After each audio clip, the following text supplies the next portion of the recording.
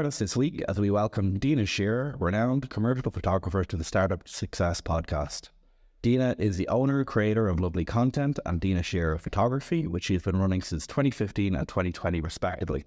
As a Bachelor of Fine Arts from Rhodes University in Eastern Cape, South Africa, Dena has an almost decade's experience working as a professional photographer. She specialises in food, lifestyle and portrait photography, with an extensive list of current and former clients that includes the Fruit People, Castle Collection of Hotels, the Mercantile Group, and more of Ireland's top food and hospitality brands. Dena is one of Ireland's most skilled photographers with plenty of experience to share. She was also awarded for stunning works by the Irish Professional Photographers and Videographers Association, the IPPVA, just this year. Today, she gives us a valuable insight into the challenges and rewards of professional photography. Dena, welcome to the show. Thanks for having me. No problem at all. So we have, as I said, a little bit of a format to this, some kind of standard questions to kind of get a good kind of paint of all of the different guests that we have on here. So we'll start with a bit of what we have here. We have a little bit of shared interest in the kind of photography and camera work. I do want to ask you one or two questions about that. But to start on this, okay, so going right back to the start. So what inspired you to start your business, and is there something that kind of helped you to turn that inspiration into action? So my Luvly content business, the inspiration came, I've always been in hospitality, always worked in the hospitality industry. Before I started Luvly content, I was working as a manager in a hospitality establishment called Kennedy's Food Store. And I did that for 8 years. And during that time, I developed my wedding photography business. I was fortunate enough that one of my brides offered me a job working as a social media manager and in-house photographer for her marketing department, which looked after the likes of TGI Fridays, Hard Rock Cafe, Dante's, Mal. So I was doing the photography and social media for them. I had no idea how to do any food photography. So it was a bit of an accident. And at first it was a struggle because it's completely different to shooting weddings. But I soon found my rhythm and fell in love with it and decided that this is what I wanted to do. I wanted to be a food and lifestyle photographer. And because I had the weddings behind me, I could incorporate lifestyle and portraiture into that, but on a more commercial level. So I was due to have my first child, and I thought that this was the opportunity to break into becoming a sole trader. And that's my inspiration, I guess. Yeah. I genuinely actually can't believe that you've only been doing food photography for 4 years. Look, not to fun or anything like that, but I think your work is excellent. I can't believe that you've only been doing that for 4 years. But obviously there's a certain amount of that kind of transfer of skills and knowledge that came from your kind of wedding photography and how to set up shots. And yeah, I suppose not as I'm immediately side railing the conversation with photography. But like, do you obviously there's a big difference between dealing with live subjects and then your kind of food photography, but can you talk about the kind of connection between those two, like what you kind of find different between the two? What there certain similarities that kind of help bridge the gap for you? Yeah, so I guess I would call it a total of 6 years of working in the food photography, because the first 2 years were with the Geek Group, and that was really my learning of 2 years. That was me teaching myself on the job how to work with food. So I guess that was an amazing opportunity for me to be put under such high pressure and to get those photos getting to look good, and they didn't always. But I love the difference between, so weddings are very fast paced. You've only got one shot. You're with people and you have to capture a moment. And that's a side of photography that I really enjoy. And I love the documentary aspect of it. But then when you go to food photography, it's a much more slower process. Yeah. And I think because I studied fine art, it brings me back to a more arty approach of, it's almost as if you're painting with your camera. So you're working with the light, you're styling the shot. It's really slow and methodical. So that's the difference. And I do like having those two working out like in tangent together, because I'm using different parts of my brain. Yeah. So I don't never get bored, really. It's funny to say like how you essentially went through a bit of kind of trial by fire with the food photography. And I think most people I talk to in that kind of communications-esque industry that we kind of tie together on is there's so much of just being asked to do something and going, yeah, I'll figure that out. And we'll do that, all right. And like, I know a part of inspiration for where my business came from and why I kind of look at a wide range of kind of the web design and the marketing and the bits and pieces comes from that, from kind of over the years, whether I was working at the newspaper or working at an agency or like various different jobs.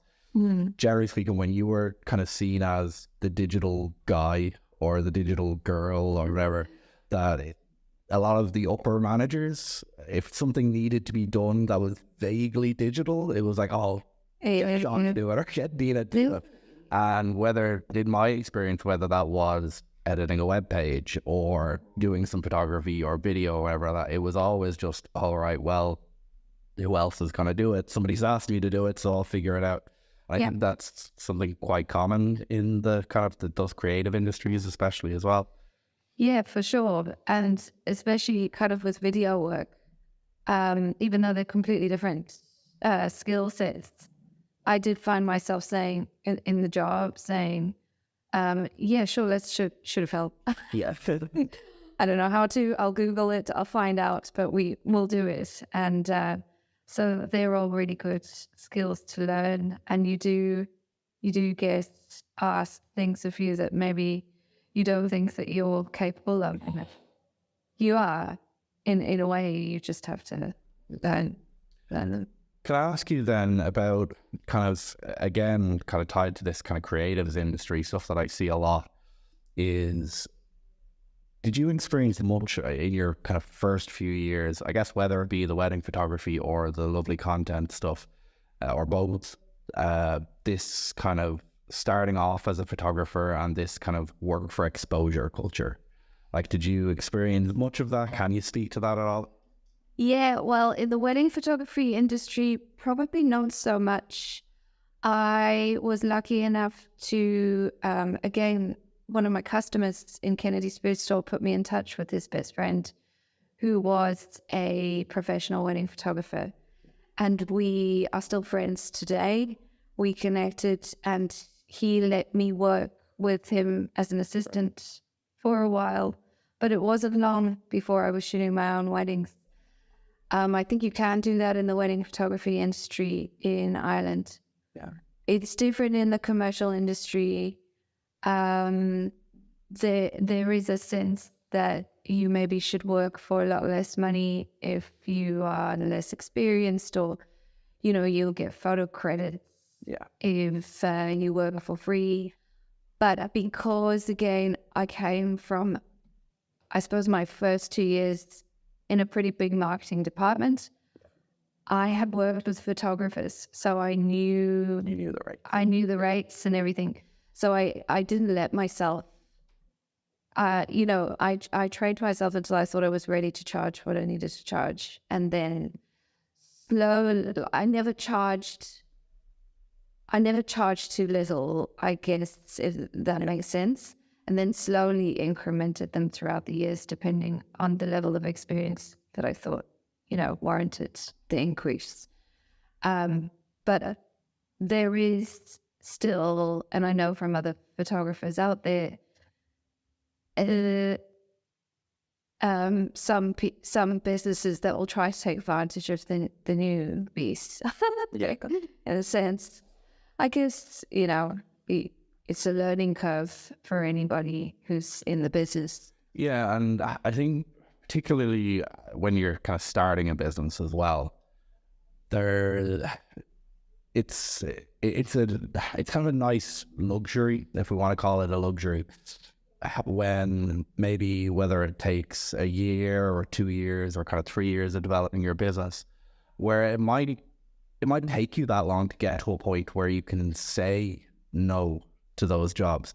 And maybe the jobs that are purely pay for exposure or no pay and all exposure pay, maybe some of those are easier to turn away at the start. Maybe if it's a bigger brand, you might be tempted into it to kind of get your name out there. But it takes a little while to be able to even kind of say no to those cheaper jobs because, this is, I guess, speaking from my experience, but there is still that pressure of, well, I guess some money is better than no money, and I have this business to start and pay for itself and prove that it's viable, so I can keep going with it. But it's great that if you, and I guess particularly if you had already had the wedding photography business, you were kind of warmed up into that a little bit as well. Would I be right in saying? Yeah. Now, there are times when I probably would have thought, maybe if I had charged less, I would have got the job. Yeah. But I can think about the bigger picture, I guess, in that if I put myself, and I have been advised, if you put yourself into category of pricing, it's very hard to get yourself out of it. Yeah. So, and it's a small world, the commercial industry in Ireland. So if you become known as somebody who charges this amount, it's very hard to increase to certain rates that you think you probably do deserve. So I guess it is difficult, especially when you are first starting out and you have to be strong, and there have been harder moments of maybe if I had just charged less, I would have got the job. But I know that photographers deserve more, and I know what I'm worth. Yeah, and I deal with it a lot from the kind of marketing agency side as well, where often I'm the step between a client and a photographer. And because I've done, not to the extent that obviously you do professionally every day, but I've done pieces of photography. I know what's kind of involved in it. I know what the setup and shoot and post-production and how all these hours add up is. And I often find part of my job is to be that kind of connector between the photographer and the client to kind of explain, okay, well, no, this photographer isn't out of his mind for charge of this much. Is like what we're talking about is a full day shoot with multiple setups, and there's lots of equipment that's needed for that. It's going to take so much more post production because we've got all these different setups or whatever it might be. Exactly. So I like to hope I do a good job in that sense of making everybody on both sides understand, and even helping the photographer maybe to explain or to understand, like, look, they're not trying, the client isn't trying to be intentionally unreasonable. This is maybe their first foray into doing this like high-end kind of level photography. You just need to break it down for them a little bit more so that they understand what's going on.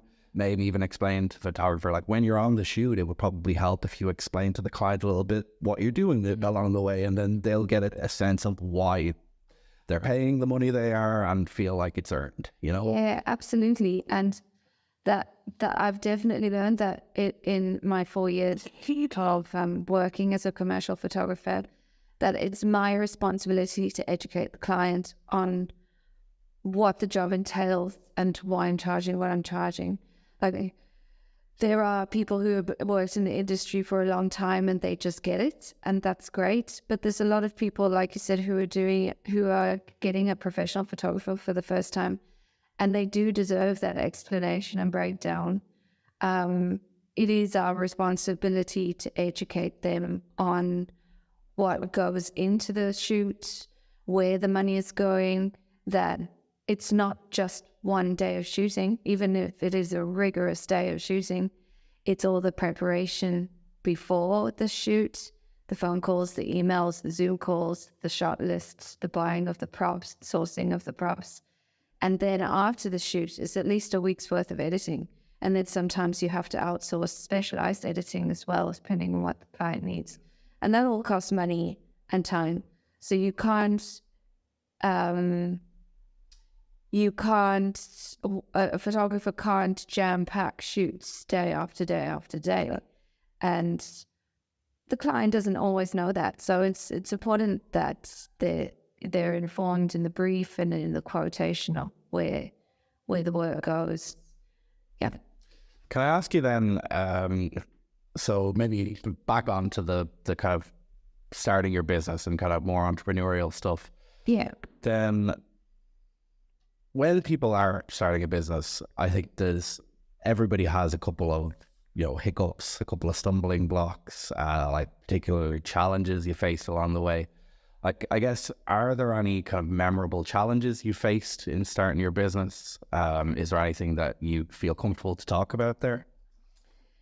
Yeah, I think the biggest thing for me, and I'm going to keep it focused on Luvly content as a commercial business,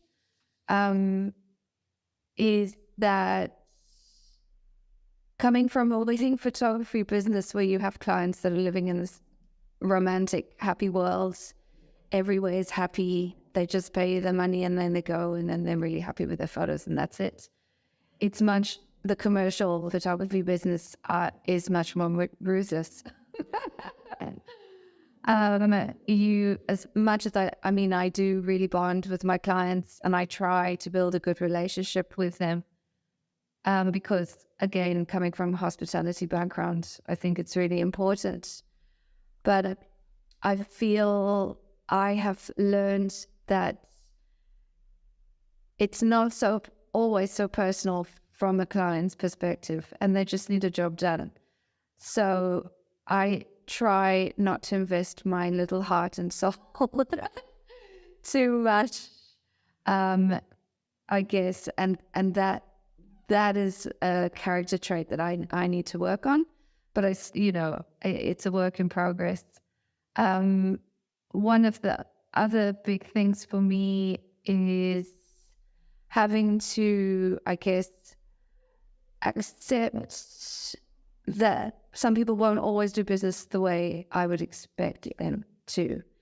And that's okay. It might hurt me that people don't get back to me when they inquire, or it might hurt me that I go to the extent of going down to have a formal meeting and coming back with a formal quote and then nobody gets back to me. Yeah. But that's just the industry that we're in. And you just have to grow thick skin and appreciate your wins as well. Because as much as that happens, there are amazing clients that I work with who don't do those things. So, yeah. So I guess the learning curve is focus on the wins rather than the letdowns. Then can I ask you a bit about, as you mentioned, you're a sole trader, as am I currently. I know it's something I want to get changed up in the next couple of years, but I know we're in a kind of small networking group together at the North Dublin Business Network. What kind of impact does that kind of business networking have on you? Do you find it particularly beneficial as a sole trader? And I guess if I could tack one last little bit onto that as well, is between the kind of obvious financial incentives of being in a networking group and maybe that kind of shared experience and kind of camaraderie, like what do you find most beneficial about being in a networking group? The networking group that we're in, I really value, just because I admire many of the members in it. I feel like I'm probably one of the newbies, I suppose. And just being in a room or a Zoom call with them every 2 weeks, I just have a lot of respect for them because they've been so long in the game and they're really successful business people. And yet they still turn up every 2 weeks and pitch and fight for their business like it's a brand new business every 2 weeks, and they're 30 years in the game. So it's taught me a lot in that you never stop fighting for your business. They've given me loads of support, both emotionally and on a business level. I think the referrals for me, probably the value of the referrals are great, but it comes last in the value. Just to have a community that you can turn to is really great. And a lot of them have helped me on a professional advice basis, as a friend, which I've found really valuable. I found a lot of that as well, of that kind of support element helps a lot. I can only speak to my own kind of personal experience in life, but I know, for example, in my own personal life, I don't have a lot of friends or family members who have gone down this route. Who own a business. I have 2 family members and an uncle that but I generally don't go for a pint with them. We kind of chat over stuff, and I personally found that network aspect just a great outlet for somebody. There's a room full of people who have some idea of what I'm going through. Who have, like that, they've maybe been in business for 30 years. They have seen everything that I've seen and more. Mm-hmm. And sometimes it's offering professional business advice, and absolutely that's brilliant. And then sometimes it's just knowing that the person that you're griping to understands and isn't just, isn't, God bless my wife, but isn't just my wife in the evening going, like that does sound really bad, Yeah, and it's hard for people to empathize with you if they haven't done it themselves. So just to have that person who really can empathize with you is amazing. I've also, that was the first networking group that I joined. And I've also started recently connecting with fellow photographers a lot more. And I think that helps as well to make friends with people in your fields, that recognizing that they are not your competition. They are there to help, you rise each other up, and you have very specific pain points that other businesses might not. And it's in the unity of especially creatives as well, because it's such a lonely career, that we grow stronger. So I see huge value in making friends with fellow creatives and business people. Yeah. And can I ask you then, are there any aspects of, say, your personal life, your kind of your personal habits that kind of seep into how you approach your business? Yeah, I haven't always been like this, and this has been a learning curve. I guess especially over the last year and a half, when certain stresses of the business did come up, I had to learn to mentally cope with them the best way possible. And I find that walking and regular exercise is the best way to do that. So I think it was May, June last year, I decided to incorporate exercise into my working day or my working week. So 3 times a week, I would mentally go, this is part of your working day. You're going to go to the gym and you're going to come home and you're going to call that work, because it makes you work so much better for the rest of the day. Yeah. Whereas when I wasn't doing that, I would sit down at 9:00 and finish at 4, but I wasn't getting the work that I wanted to do because I was stressed about other things, and I was dawdling and I was procrastinating, and I wasn't focused. And exercise helps me focus, and even just go. And if I wasn't exercising on one day, then the alternative day would be going for a walk at lunchtime. And that is amazing for your headspace, just getting out of your house, being in nature, being in the sunshine, and then coming back and resuming your work day. Yeah. I just find the productivity so much better just getting out and being active. So I think I've touched on this in this video series before, but my degree is actually in psychology. Okay. So now it's 12 years since I studied psychology, and Annie said it, so I certainly wouldn't be putting myself on a pedestal or telling you all of my psychology knowledge, but there's definitely parts of it that, you know, like in any education, I guess there's particular snippets that will kind of stand out in your memory. And I remember one was in a fairly introductory kind of psychology and kind of behavior class, was about kind of essentially, now I know we're not talking about depression, but it always kind of comes up in kind of obviously the general kind of mental health sphere, that the three kind of top kind of research things that will help you with your depression, or kind of, you know, will positively affect your depression, where at number 3, getting some kind of counselling. This is also coming from the head of the psychology department in Maynooth, so he was like, yeah, look, getting is actually number 3. Think about what we do here. But sorry, so the getting counselling would be number 3. Number 2 was the relationship with the counsellor, which I thought was interesting as well, that like it's much more than just walking into the room. You need to actually have a, you know, be able to gel with the person you're in the room with. But at the top, consistently, always is exercise.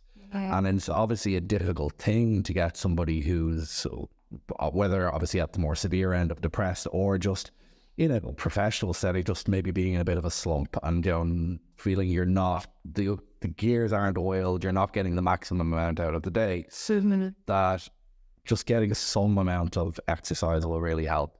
And maybe it is, as you said, maybe it's just going for the walk. Maybe for you it might be going to the gym or going for a cycle or a swim or whatever it might be. Yeah. But I always find that very, while I do psychology, I always find those kind of those insights into psychology and how the brain works. And look, my business is marketing as well. I'm definitely interested in how the brain works, how people operate. I would well believe it. And like that, any type of exercise, for me, like walking is just the most magical form of exercise. Anything else that follows is amazing, and you build yourself up. So walking is the foundation. And then once you feel stronger, you could maybe start running, or then you could maybe start to go to the gym because you're fit. Like, people don't realize how fit walkers are. Yeah. It's an incredible form of exercise, and it's so good for your head. I do think that as a sole trader, as a business person, it is easy to fall into depression because you have a lot of worries on your shoulders in terms of providing for your family, and you're the only person that's going to do it. I get responsibility is shared. It's a very fine point of responsibility, of not being spread out amongst a wider base. It's all on you, and I'm sure that it does get easier, or you learn to cope with it better. But it's the hardest thing for me as a sole trader is to cope with that kind of mental turmoil of, am I doing the right thing? How do I get more money? And, you know, all of those little things, and trying to handle that stress, because I find that when the highs are high, they're really high. But then you can creep back into quiet time, and you have to stop those demons from coming into your head and just keeping strong. I think maybe similar to what we're talking about with the networking and even the kind of mental health stuff we're talking about as well, on that, when the highs are high thing as well. I've sometimes found as well that the highs are high, but they're also sometimes only high for you. That, like, even bring it back to my poor wife, but, you know, I'll at the end of the day, I might have like secured a contract. The contract is signed over the line. I've worked really hard at it. We've done like meetings back and forth for weeks, you know, worked everything out. Everything's gelled, everything's sound perfect. I am absolutely delighted with it. I was like, someone signed a piece of paper. I was go, bring it back. Yeah. And there's that element as well when you're on your own, that, well, the highs are high. They're very internally high as well. Sometimes it can be hard to, you know, get that in my space. And I guess that's probably another reason why having your networking group or your creative peers close by is so valuable, because they will go, "Oh my God, that's amazing." They'll really feel what you feel, whereas most people in your circle probably won't. Yeah. Then slightly connected, I guess, but if you could pick out one element that you think is one of, or if the kind of most rewarding aspect of being an entrepreneur, what would it be? I guess it's just doing what you love every day. I think, well, as a creative entrepreneur, that has to be, it's the dream, like to wake up in the morning and just work with different clients and create amazing pictures for them. And it's just magic, whether you're shooting a wedding or shooting food or shooting a restaurant.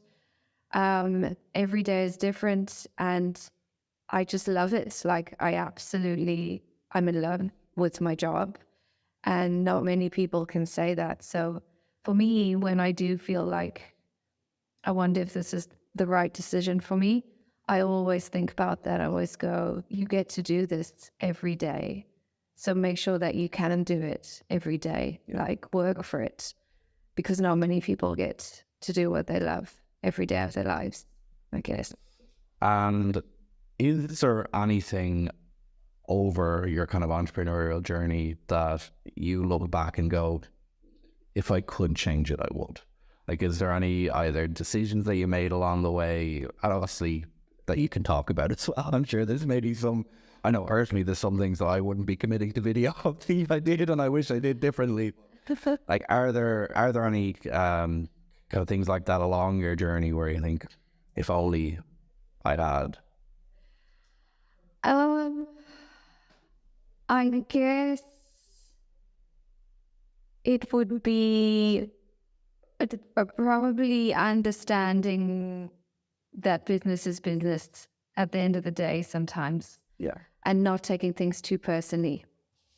That's probably all I would have to say at that. And can I ask, what advice would you give if somebody came to you today and said, look, I'm just thinking about starting my business, it's in X doesn't matter exactly what it is. Yeah. But is there any kind of core advice that you'd give to somebody starting off their business? I would say do as much research in the field as you can, in the business field. It's all very well and good to be good at what you do, but it is, you have to be a certain type of person to run that business, if that makes sense. And if that is not the type of thing for you, then it's probably, being a sole trader is probably not, it's not, because you spend nearly 80% of your time building your business, and then the rest of it, doing the business. So if you're not happy doing that, then it's probably not the right job for you. So just to do your research and make sure that you're 100% aware that that's what's going to happen. Yeah. Then if I can ask, if maybe taking aside the kind of finance and the accounts and the kind of hard numbers of it, how, with that aside, like how do you measure success in your own business? How do I measure success? Probably by the scale of job that I end up doing. I have found that each year that goes by, I seem to come across, if it's even possible, more amazing businesses and more amazing opportunities. I'm very blessed in that the people that I work with are always really cool, wonderful people, but the jobs just seem to get more exciting and bigger. So that's probably a measure of success for me. And we're almost done, if you can believe it. But can I ask, are there any, and what you can talk about, but are there any kind of future goals, future plans that you're looking into, not to prod you too much in a direction? I know if I'd certainly be looking at AI and that whole world and how it's kind of coming into photography and all of the kind of creative industries. But yeah, are there any other future goals, things coming down the line in photography that you're excited about, that you'd like to talk about? AI is definitely an exciting thing. I'm not going to be scared of it. I think there's a lot of opportunities in terms of especially workflow and editing. For me, one of my future goals, I want to bring together a bigger community of commercial photographers and maybe enforce more learning aspects amongst us all so that we can build each other up and create a stronger business community amongst commercial photographers. So that's my goal. And last thing, and this is how I like to end all of these, it comes from me being in scouts and these kind of youth groups for years, but something we used to always do at the end of a big event or something like that. But let's take it maybe from your last year. Is there a high moment and a low moment that you can pinpoint? And I'm going to learn from my last video as well. I'm going to ask you for your low moment first so we can finish on a high. Yeah, I saw that. From last year. Yeah. Yeah, the low moment was, I guess, the first half of the year probably was a difficult year for me. Yeah. And I had to learn to cope with that.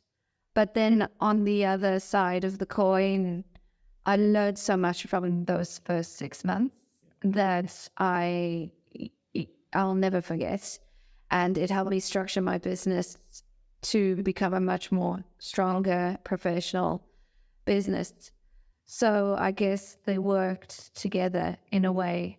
Yes, so there was a low, but what came out of that low was a high, and then I'm much more confident businesswoman than I was in January of 2023. And is that your high?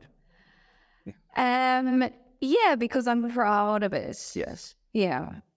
I mean, I did end up having a very busy rest of the 6 months, and I worked with some incredible clients. So I was very fortunate. So I guess that would be another high. But yeah, that's my answer. Okay. Thank you very much. We're ever getting through this. Dena Shearer, lovely content. Dena Shearer photography. It's been great chatting to you. Thank you very much for taking the time and coming along. Thanks, Sean. And we'll chat again soon. Thanks for having me. Cheers.